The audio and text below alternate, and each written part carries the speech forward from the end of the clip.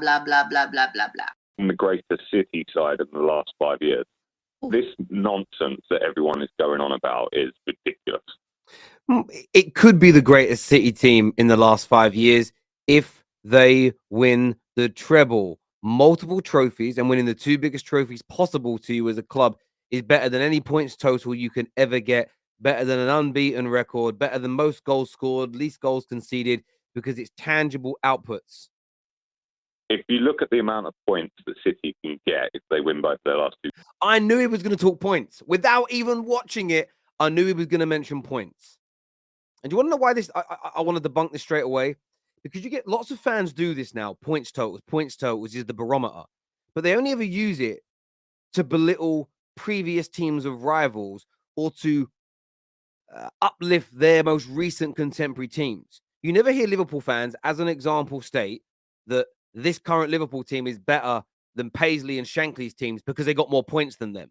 They never use it against their own brilliant teams, only other people's. That's why I see straight through it. The game is 94. They've won the league multiple times with more points when pushed by Liverpool specifically. Mm-hmm. If you look at Arsenal, the most points they can get is 84 points. That is not a title challenge. Well, it is a title challenge. Once they couldn't win the league anymore because the game's in hand, Arsenal fell off mentally. We all know this. We've seen it happen before in other seasons, but they were definitely in a title challenge. This notion that you have to go to the last day of the season for it to be a title charge, in my opinion, is absolutely wrong. The only, when City did the Centurions, they were 20 points clear. There was no title race. When Liverpool won the league in 1920, there was no title race. All the other years recently, whether it's been the final day, 2 games to go, 3 games to go, 4 games to go, they've all been title races. For a 38-game season. I mean, I think 84 points would have actually won you the league in the year Leicester won it. Could it just mean that it's more competitive, though, right? Laura Woods is bang on there. That's it. The league's just getting better. There's a reason why in the best Premier League era we've seen from kind of 05 right through and 04-05 right through until around 2012, when every year 3 to 4 of our teams were capable of winning the Champions League. By the way, when there were multiple great teams in the Champions League from Germany, from Spain. This doesn't exist anymore. Right now, in Europe, things have got a little bit weaker. This season in the Premier League, we've seen a massive uplift. Even the relegation battle, although teams are on less points than normal, is because they're all able to beat each other. There hasn't been one team completely cut adrift. You haven't had, like they used to be, the top 4 would run away with the top 4 positions. It's far more competitive now because of the money. And there's a few years where City and Liverpool left everybody else behind. But as other teams are catching and improving, you will see titles won again with slightly less points. I understand what the Liverpool fan is trying to do. But on City, if they win this treble, it's without a doubt, it's the first or second greatest team in the history of English football. Surpasses everything that Liverpool, everything that Chelsea, everything that Arsenal, everything that Spurs have ever done. The only team that are chatting to them is Man United. And I think that's why we're seeing this bitterness come out. Will show us the greatest team. How old are you, Hassan? I'm 18.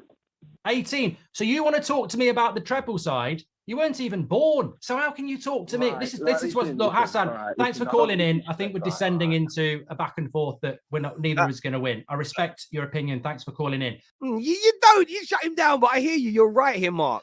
Hassan, unfortunately, has walked into a bit of a trap there because I can't believe the amount of people who are talking about Man City eroding Manchester United's treble.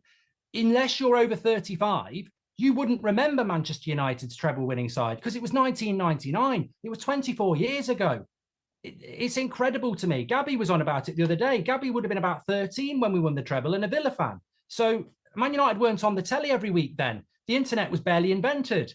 I remember it. I'm old enough, unfortunately. But I don't know why people have to get obsessed with the Man United treble winning side. You can't compare it. You didn't watch it. Most of you weren't born. Some of you would have been in nappies.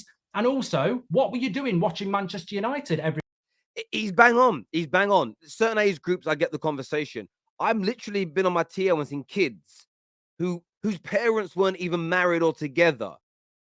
They were still sitting in their father's sack when Man United did the treble, yet they're pretending like they watched all the games.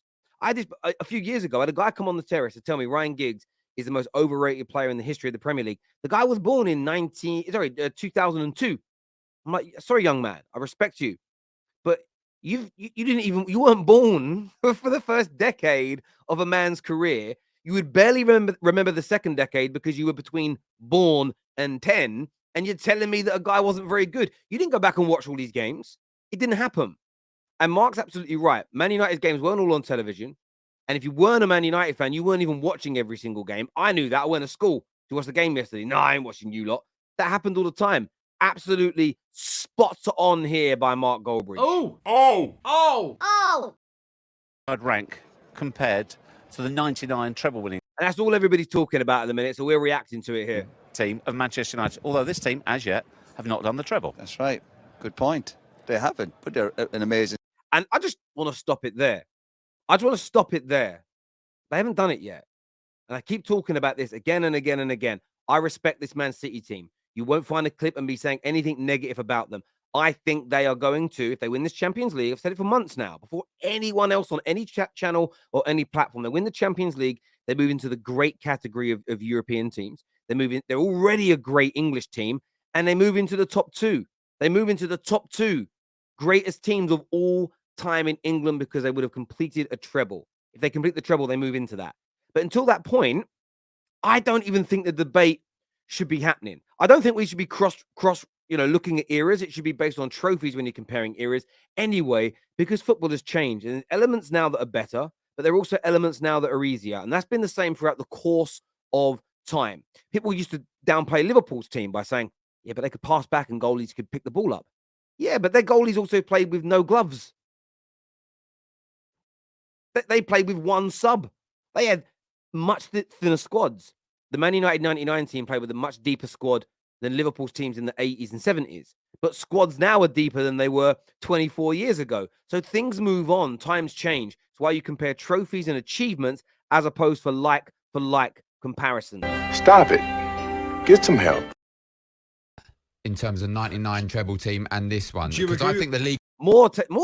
I get sent these clips. More talk of was it. Stronger back in 1999. I think the teams were stronger, and arguably 08 as well. I mean, you remember that. Again, if you're not old enough to remember, you won't realize the Premier League in the late 90s was very, very strong. European football was sickeningly strong. Why? Because the money was more spread out. In fact, the Spanish clubs and the Italian clubs had far more money than the English clubs back then. Their teams were stacked. Winning a Champions League as an English side in the 90s and early noughties. You know, when Liverpool did it against AC Milan, it was completely unexpected. When Man United did it in 99, we were not tipped to all year. These things can't be rewritten just because you don't like Man United. Chelsea team that United beat in Moscow. That was a fantastic team as well, the 08 one. But this team here is, I mean, there's no fault in them, Bayo. There's nothing that you can fault. Because I don't. He's right there, by the way. There's nothing wrong with this City team. In this era, they are the best. Simple as that. Also say, you can't compare eras. You can't. But he's about to. I bet he's about to. But I do feel. I love him. If you was to put this City team back in that era and you can't, I just think the Man United team of 08, I think football was way more physical. Yeah. So, now it's a little bit more. Do you think the 08 team beats the City team? That's what I think.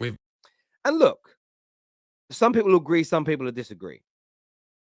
It's why you can't compare the eras. You go back to what you first said. You can't compare the eras because rules have changed. You can be sent off now for winning balls in tackles. Even 15 years ago, as long as you touch the ball first, you were never getting sent off. That's a prime example of how things have changed.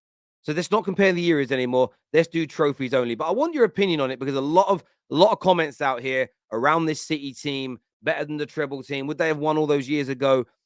Is it even City's greatest team because of the points total? Lots to discuss, but a little bit of fun here to end the show. Wait for it, wait for it, wait for it, wait for it, wait for it, wait for it, wait for it, wait for it, wait for it. Change to the Premier League. I've got a very good suggestion. Instead of the person with the most points wins the Premier League, why don't the Premier League say who's been at the top the longest? Whoever's been top the longest should win the Premier League. That's fair. That's fair. This guy's a kid. We've been top for over 240 days. Man City, what? 30 days? That's not fair. Well, I tell you this now, dude. Let's just say you're being serious for a moment. That means the league, once you get to halfway through the season, if a team's been top since day one, you tell me all the games become dead rubbers for the second half of the season. Think about it. Based on his logic, the season would have ended this year in around January. Does the same work for top four? The same work for relegation? Come on. Listen, no Gooner is going to endorse this. No Arsenal fan is going to endorse it. You know, you're giving up your 1999 Premier League title, by the way. United were top for the majority of that league campaign. Remember that, my friend. Premier League. Just change the rules now. It shouldn't be the person with the most points. It should be who's been at the top the longest. Because Stop it. Get some help. Can't listen anymore. I want your thoughts and I want your feelings on that one. Hit the like and the share button. Subscribe to the Terrace. And we'll see you all again very, very soon.